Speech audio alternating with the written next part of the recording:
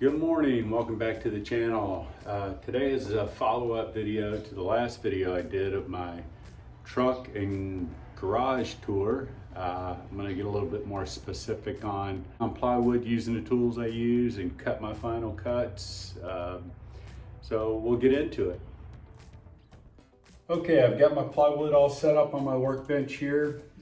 Generally what I do is I'll put a piece of sacrificial OSB down on my workbench, and then I'll go ahead and cut my plywood right on top of my workbench. Sometimes I'll set up some other stands for this, but generally this is the way I do it. I don't have a big shop table saw in here, big cabinet saw, as you guys can see. So I don't use the table saw for plywood. I use the table saw just for trim. I have my little job site table saw. I use it for trim, one by material, things like that. As far as plywood, I really just use the track saw.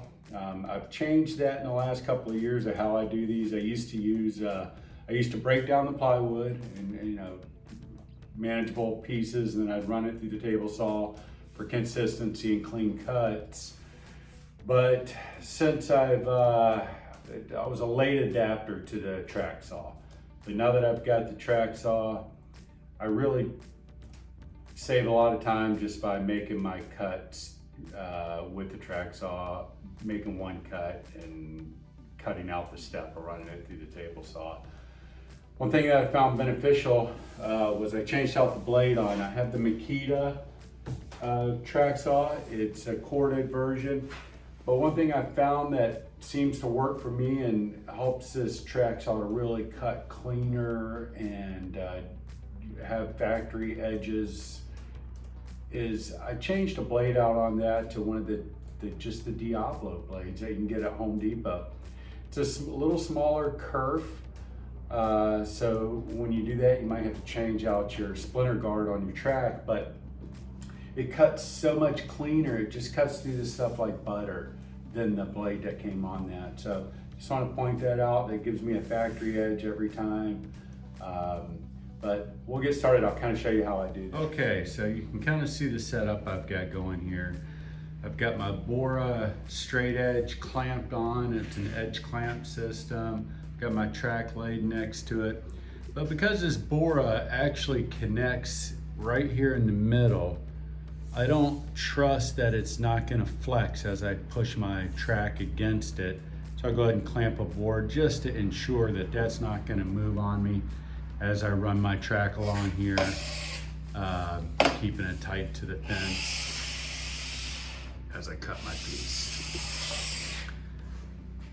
Yeah, very minimal setup to do this. It's really just accuracy of measuring. I know on this, when I'm building this project, it's going to be a built-in bench, and it needs to be 15 inches tall.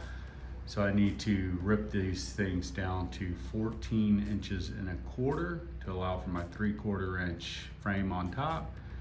So I'm going to go ahead and knock some of these out and kind of give you guys an idea how we do that. Also, for the sake of this video, I'm not going to take the time to set up my dust collection. I just basically use the shop vac with the, here actually you can probably show you this. Shop vac with one of the 5-gallon buckets, the dust topper that goes on the bucket. That's generally what I use for dust collection when I'm making cuts, or if I'm routing or using sanding, or even the track saw. But today I'm just gonna use a dust bag on that for this video, save a little time. So we'll go ahead and get. So this is one of few tools that I actually have that is still corded. And when I bought this, I kind of went ahead and decided to stick with the corded. This is mostly used here in the shop. Maybe the next one I'll do the cordless, but I've been hesitant to do battery operated track saw and table saw, just because I've seen those things bog down, and I like having the power that comes with actually having a corded tool.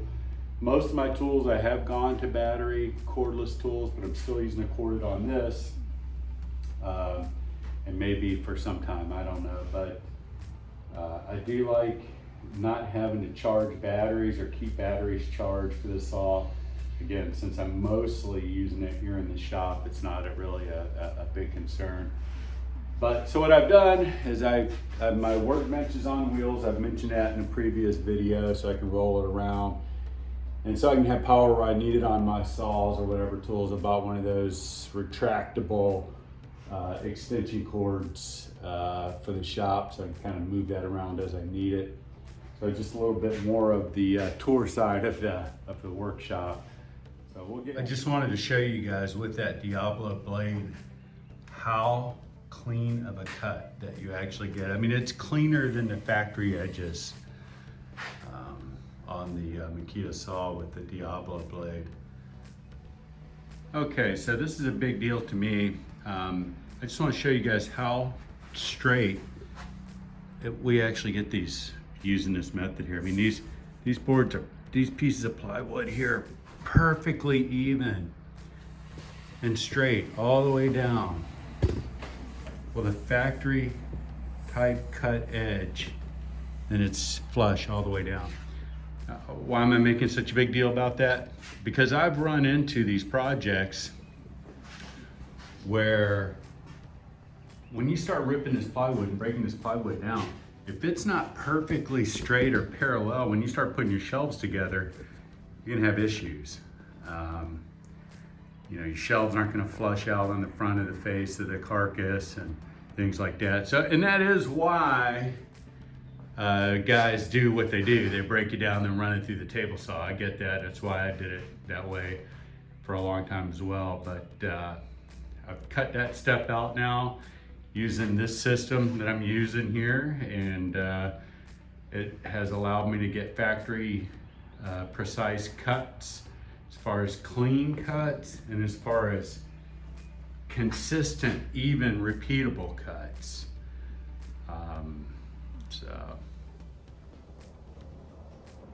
Okay, so the next step here for building this particular project is going to be cut all of our pieces to length. I've got the 4 rips that I need for this project. I'm going to go ahead and cut my longer pieces first out of each one, which are going to be, in this case, 66 inches. I'll have 4 pieces at 66 inches.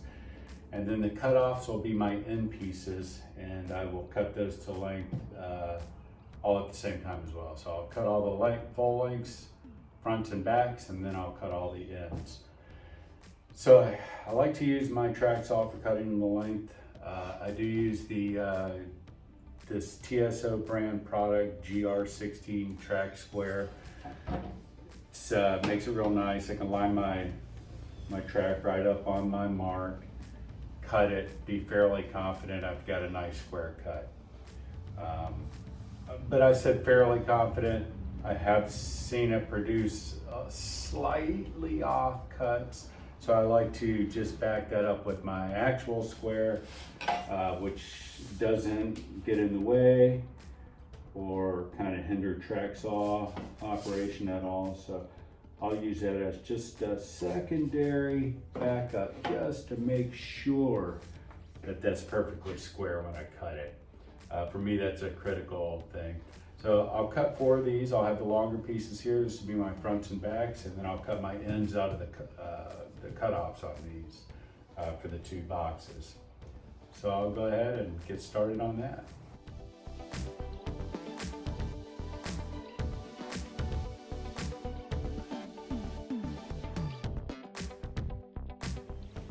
Okay, now I've got the plywood broke down into the sides and the ends of the boxes.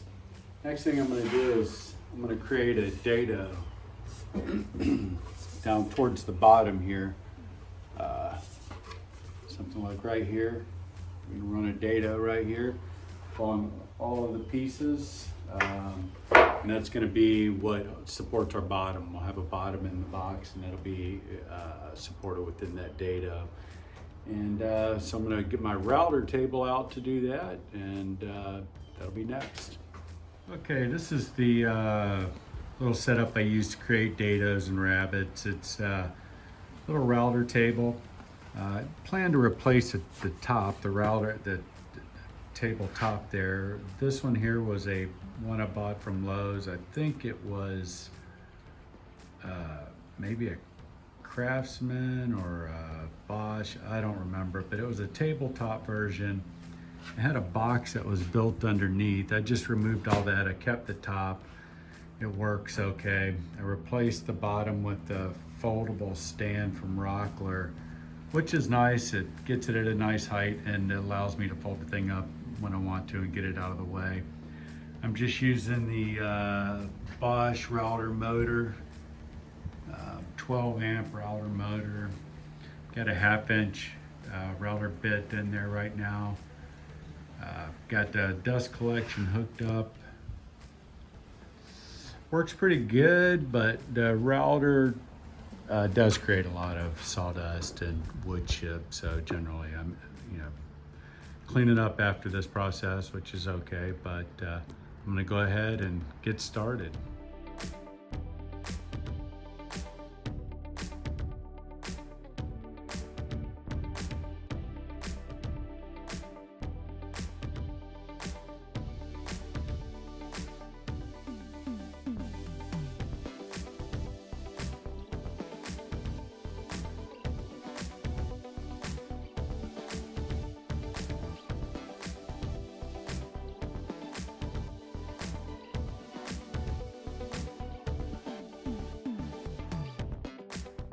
Done.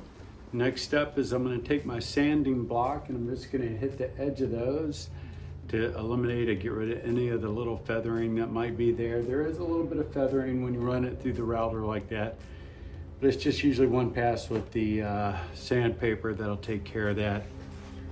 I am actually using on this project, this is birch plywood. It's finished both sides, so it's got a clear coat of finish on both sides. This project is going to be painted white. It's a white painted project. The inside of the box will stay the clear coat. The outside I'll be sanding just to kind of rough up the clear coat to accept the paint. But I find it paints much nicer with the clear coat plywood. It's a lot less work of sanding. All that's done. It's already smooth. Just go ahead, rough it up. It just paints up nice that way. So we're gonna move on.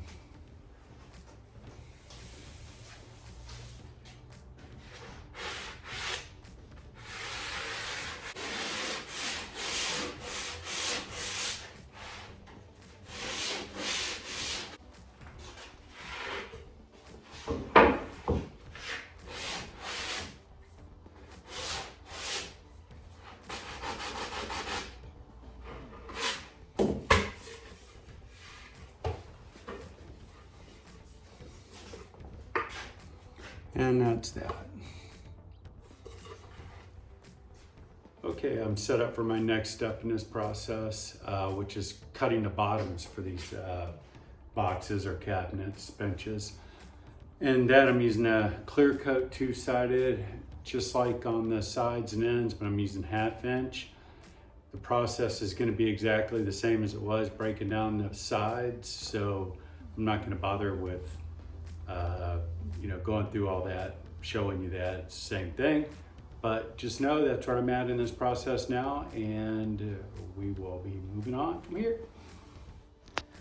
So I've decided to use pocket screws and glue to assemble the cabinets.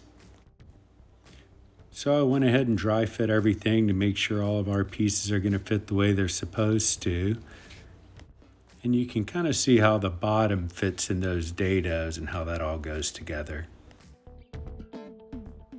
And here we have our cabinet carcasses all glued and screwed. So that's going to be about it on this project for today. Next, I'll be creating the trim for these cabinets. They're going to be, again, a shaker panel. I'll go on the face, but that's going to be installed on site. These cabinets are going to set in place, and then the trim and tops will be installed on site. But the rest of this project will be creating that trim and the tops, and those are going to be future videos coming up. So hopefully you guys stay tuned and hopefully you enjoyed this and got something out of it. And thanks for watching.